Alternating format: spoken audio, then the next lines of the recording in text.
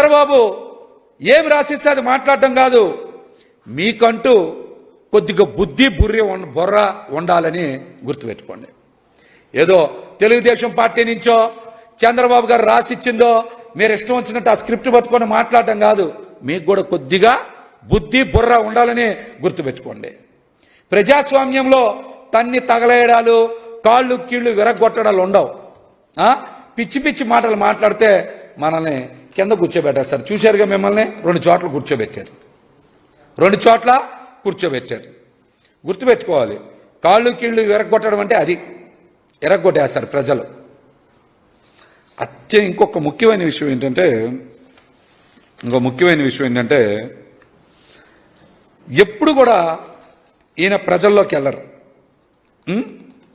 మీరు పేరుకే సినిమాల్లో పవర్ స్టార్, ప్రజల్లో మీకు ఎప్పుడు కూడా పవర్ లేదు.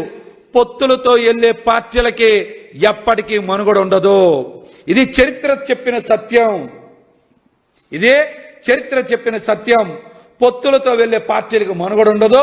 అతి తొందరలోనే ఈ పార్టీలన్నిటి కూడా మూసుకుపోతాయి, కాలగర్భంలో కలిసిపోతాయి.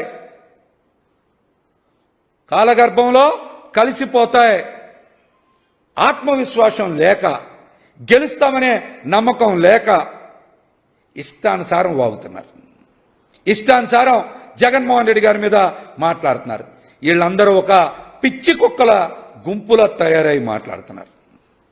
ప్రజల చేతిలో ఈ కూటమికి ఇందాక చెప్పా, చెప్పు దెబ్బలు తప్పవని కూడా హెచ్చరిస్తా ఉన్నా. అదేవిధంగా పవన్ కళ్యాణ్ అనేటువంటి వ్యక్తి ఎప్పటికీ స్వయంగా ప్రకాశించలేరు. ఆయన ఉపగ్రహమే. ఎవరో ఒకరి కిరణాలు ఈయన మీద పడాలి, అప్పుడు మాత్రమే ఆయన కనబడాలి. చూశారుగా, పిఠాపురంలో కూడా వర్మ వెలుగులు ఈయన మీద పడాలి, అప్పుడే ఈయన కనబడుతున్నాడు, లేకపోతే కనబడతల్లా. ఈయన ఎప్పుడు ఉపగ్రహమే.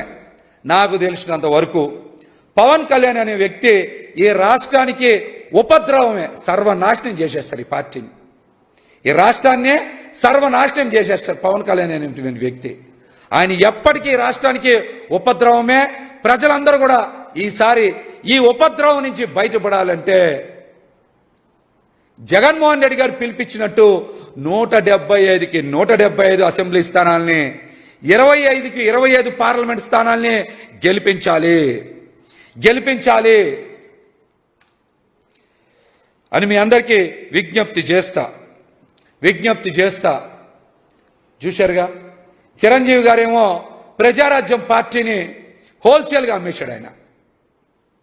పవన్ కళ్యాణ్ మాత్రం జనసేన పార్టీని చంద్రబాబు నాయుడు గారికి రీటైల్గా అమ్మకం చేస్తున్నాడు. ఆయనేమో హోల్సేల్ అమ్మకం, ఈయనదేమో రీటైల్ అమ్మకం చేస్తా ఉన్నాడు. ఈ విషయాన్ని ముఖ్యంగా కాపు యువత, కాపు సోదరులు గమనించాలని కూడా నేనైతే విజ్ఞప్తి చేస్తా ఉన్నా.